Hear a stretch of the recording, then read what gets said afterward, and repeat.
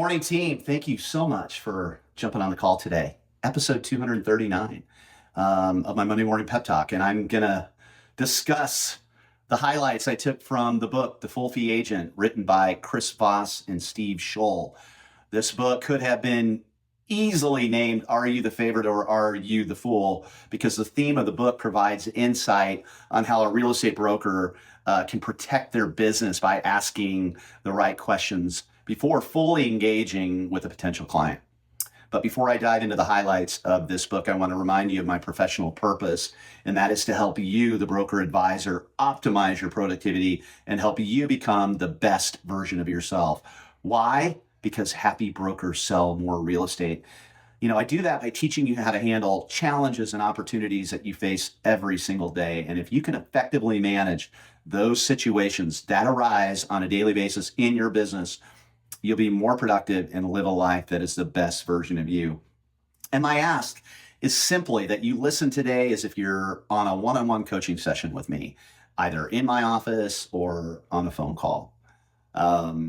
If you'd like the transcript and full recording of today's Monday Morning Pep Talk, just send me an email at jim@askjimmiller.com and I'll add you to my private email list. For those of you that are already on it, the email will be out tomorrow. So each year I proclaim a book as my book of the year. And The Full Fee Agent is that book for me so far in 2024. And despite it being written in late 2022, it became more popular recently and finally hit my radar earlier this year. As we face changes to our compensation structure industry-wide, it became an important read for me. If I was to describe my top 5 takeaways and validations, they would be, number 1, real estate brokers should focus on high probability activities. Number 2, all of your conversations must get you to a point of trust with your clients. If a prospect or client doesn't trust you, nothing else matters. Real estate brokers are worth every penny paid by their clients. You must put boundaries around your fee. You need to go into every conversation believing you are a full fee agent. Number 4, in sales, no, the word no is way more important than yes. And Steve and Chris do a great job of describing exactly what they mean by that, because it's a little bit counterintuitive, right? But yeah, when you read the book, you'll understand the importance of no. And number 5, by the way, by the time a prospect calls you, they either have you as the favorite or the fool. Okay, so you can't read this book and not ask yourself a question. And that question is, am I the favorite or the fool? And that is the defining statement. And when I read through the book as a content creator, it pushed me to identify, what are the characteristics, of both? What are the characteristics of someone who would be considered a favorite, right? That operates like a favorite, or and then also what would the characteristics be of someone who operates like a fool, or actually not operates.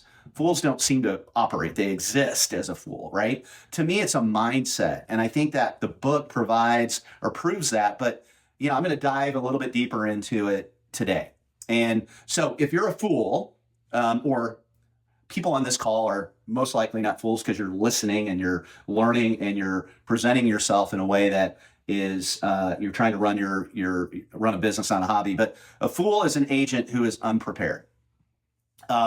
Fools chase possibilities. They find themselves consistently engaging in low probability activities, which means that you've got a 20% or less success rate. Okay. And that comes down to the lack of preparation, right? A fool tends to say yes to everything without thinking, right? They, in a way, have that commission breath. They're just saying yes, yes, yes. They say yes to everything without really filtering whether or not it's a good idea or not.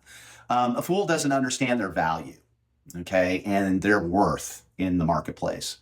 A fool tends to negotiate their fee down without even being asked. They leave the house a full fee agent, but negotiate against themselves before they even present their value to a buyer or a seller. It's a funny part of the book, and I'm going off script here, but he talks about how, the fool is someone who is a 6% agent, right? Full fee agent when they are in the mirror getting ready, and by the time they leave the house, they're at 5.5. By the time they get in the car, they're at 4 or 5, and by the time they hit the front door for the presentation, they're at 4.5. They literally negotiate themselves down to gain that position with the client.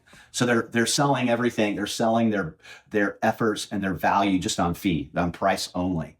And they consistently give away their advice for free, almost happily, right? It's going to give it to you. That's for them. They feel like that's how they're providing value. They're giving it away for free. A fool avoids tough conversations, worried that providing bad news will upset their clients, resulting in lost business, right? So they don't like giving bad news. A fool doesn't like to give bad news. They keep hoping it will sell before they have to have that tough conversation. So what's the characteristics of a favorite? Where do you want to be? Okay. And everybody wants to be a favorite. You should want to be a favorite. A favorite is prepared and understands how to ask the right questions before they meet with the client. Okay. They chase probabilities, which is an 80% or better success rate. They chase probabilities. Number 2, the favorite isn't afraid of the commission question. They have boundaries around what they are worth and say no to those opportunities that don't meet their standards. And what are boundaries? I love this definition. It is actually a definition that I came up with. But a boundary is essentially an answer to a question before that question is ever asked.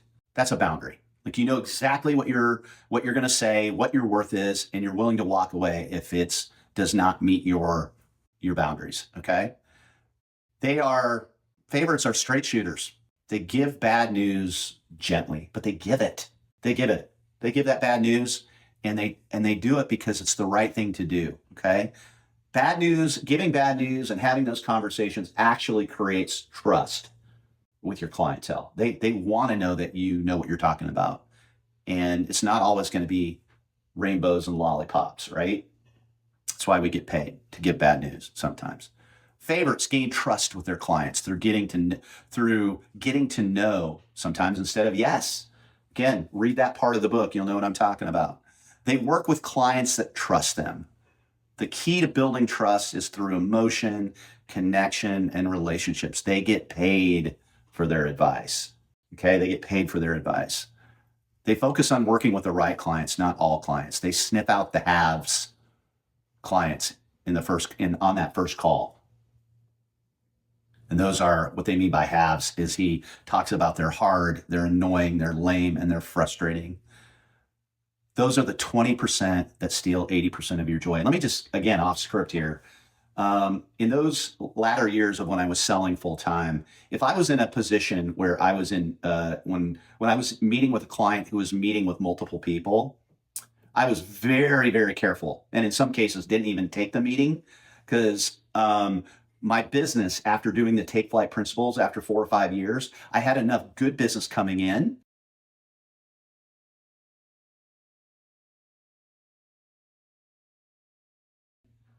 that I didn't want, those where they didn't trust me enough that they wanted to hire me right out of the gate. In a lot of cases, I wouldn't even take the meetings because I had the business coming through in other areas of people that trusted me.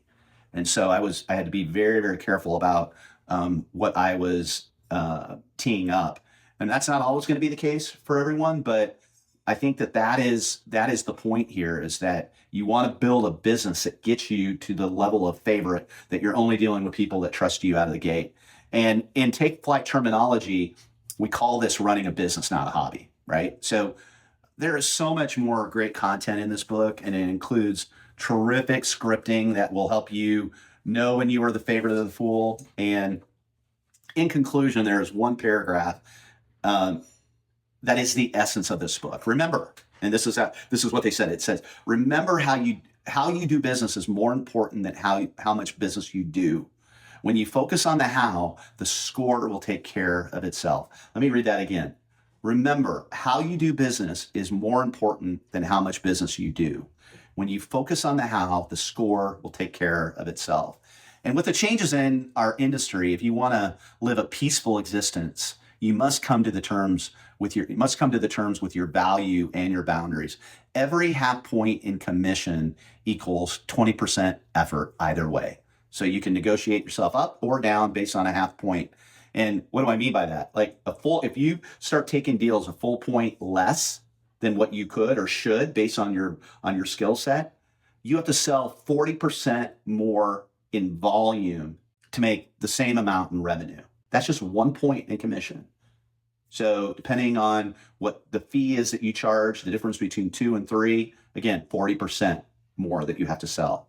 2.5 to 3.5 on the listing side, 40% more that you have to sell to make the same amount of revenue. Okay. This book was incredibly validating for me. It plays right into my battle cry that happy brokers do, in fact, sell more real estate. It further provides insight and content that will help you create that kind of business for yourself. The book plugs right into Take Flight, which is the operating system that will help you build the needed trust with your clients over the life of your business. As you reflect on this Monday morning pep talk, I challenge you to ask the question, do I operate like a favorite or do I exist as a fool? What is my skill level at negotiating my worth? With those questions being asked, I highly recommend the book, The Full Fee Agent, written by Chris Voss and Steve Shull. Like I said, so far it's my book for 2024. And honestly, it's going to be hard to dethrone, especially because of the changes in our industry. Team, I'm so grateful that you jumped on with me today. I appreciate it. I'll talk to you next week.